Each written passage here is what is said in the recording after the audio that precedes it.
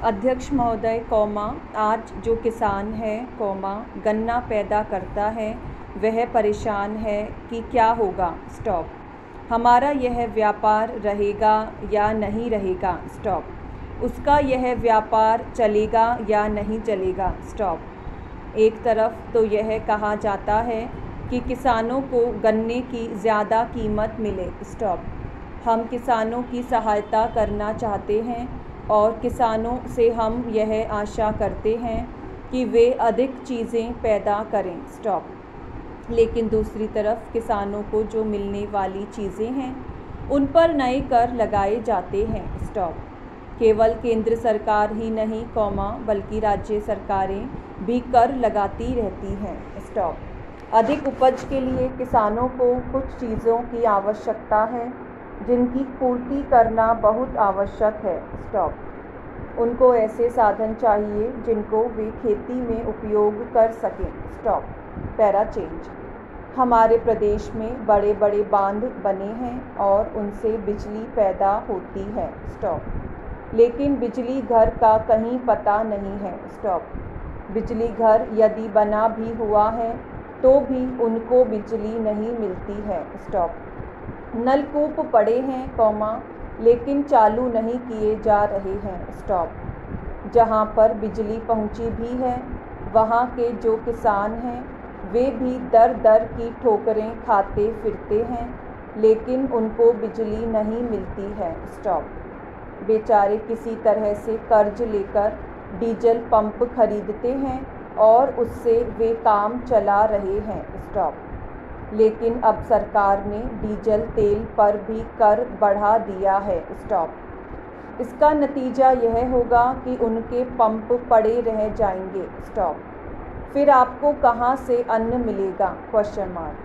आप किसान से यह आशा करते हैं कि वह अधिक अन्न पैदा करके आपको दे, उपज बढ़ाए, लेकिन जो साधन हैं उन पर आप कर लगाते जा रहे हैं, किसान पर आप इतना बोझ डालते जा रहे हैं कि उनके प्रयोग को ही वह भूल जाएगा, खाद की भी बात की जाती है, आप कारखाने भी खोलना चाहते हैं, दुनिया के जो बड़े बड़े देश हैं उनको आप निवेदन कर रहे हैं कि यहाँ आकर वे खाद के कारखाने खोलें और खाद पैदा करें, क्या खाद आप इसीलिए पैदा करना चाहते हैं कि किसान उसको ले जाएं और उसकी फसल भस्म हो जाए, कारण यह है कि उसको समय पर पानी तो मिलेगा नहीं, अगर पानी नहीं मिलेगा तो खाद किस काम आएगा,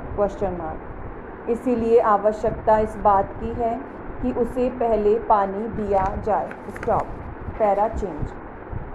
अध्यक्ष महोदय, मैं आज एक ऐसे विषय पर बोलने जा रहा हूँ जो देश के सामने एक बहुत बड़ी समस्या बना हुआ है, आजकल कृषि पर बहस चल रही है, मैं कल से सुन रहा हूँ, कई लोगों ने तो सरकार की बड़ी प्रशंसा की है कि वह बहुत ही अच्छा काम कर रही है, मैं मंत्री महोदय से एक प्रश्न करना चाहता हूँ, मार्च में मंत्री महोदय ने एक प्रश्न के उत्तर में कहा था कि 2 वर्ष में हमारा देश आत्मनिर्भर हो जाएगा, मैं जानना चाहता हूँ कि ऐसा कहने के पीछे उनका आधार क्या है, कौन से उनके पास ऐसे प्रमाण हैं जिनके आधार पर उन्होंने इस प्रकार की घोषणा की है, मैं चाहता हूँ कि जब वह उत्तर दें तो इस बात को अपने उत्तर में बताएं, पैरा चेंज। आप जानते हैं कि इस देश में 80% लोग खेती करते हैं और उसके बाद भी आज हमारे देश का सम्मान दूसरे देशों में कितना है, आज हम दूसरे देशों से देश के नागरिकों के लिए खाद्यान्नों का आयात काफ़ी मात्रा में कर रहे हैं, खाद्यान्न की स्थिति बिल्कुल संतोषजनक नहीं है, देश में जहां लोग 80% खेती करते हैं, हम भोजन के मामले में भी आत्मनिर्भर नहीं हुए हैं। स्टॉप। इसके कुछ कारण हैं। स्टॉप।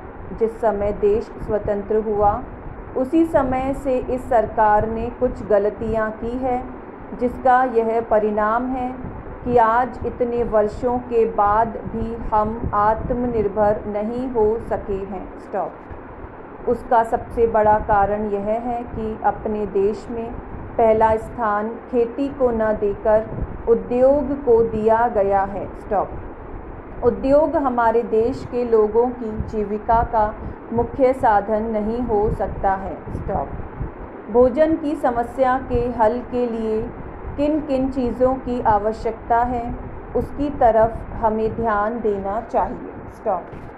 सबसे पहले पानी की आवश्यकता है। स्टॉप। मैं समझता हूँ कि देश में सिंचाई पर काफ़ी जोर दिया जाना चाहिए और सिंचाई तथा खाद्य मंत्री एक होना चाहिए। स्टॉप। यह मेरी मांग है। स्टॉप।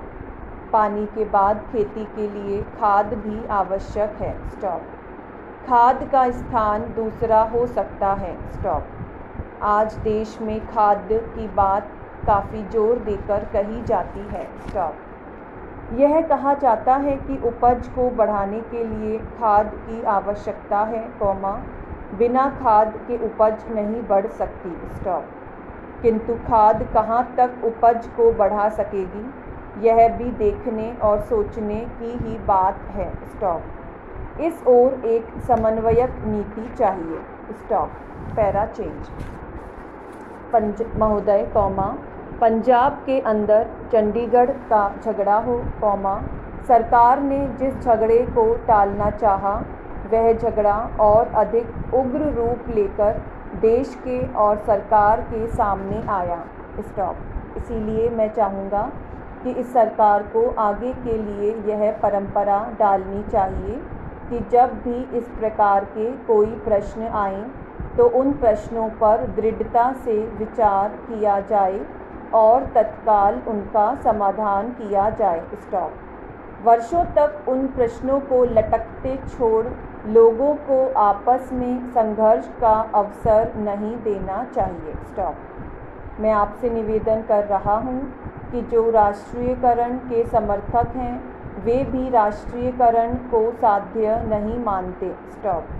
प्रधानमंत्री ने स्वयं स्वीकार किया है कि अनेक देशों में बैंक सरकार के हाथ में है, लेकिन बैंक सरकार ने ले लिया तो समाजवाद आ गया, ऐसा कोई नहीं कह सकता। स्टॉप। जिन देशों में समाजवाद नहीं है वहाँ बैंक सरकार के हाथों में है, फ्रांस में समाजवाद नहीं है, सरकार ने बैंक ले लिए, और ऑस्ट्रेलिया में बैंक सरकार ने लिए थे, लेकिन बैंक कर्मचारियों के आंदोलन के फलस्वरूप चुनाव में जब नई सरकार बनी तो बैंकों का राष्ट्रीयकरण समाप्त करना पड़ा। स्टॉप। राष्ट्रीयकरण कोई हर रोग की रामबाण औषधि नहीं है और राष्ट्रीयकरण सरकारीकरण में नहीं बदलना चाहिए।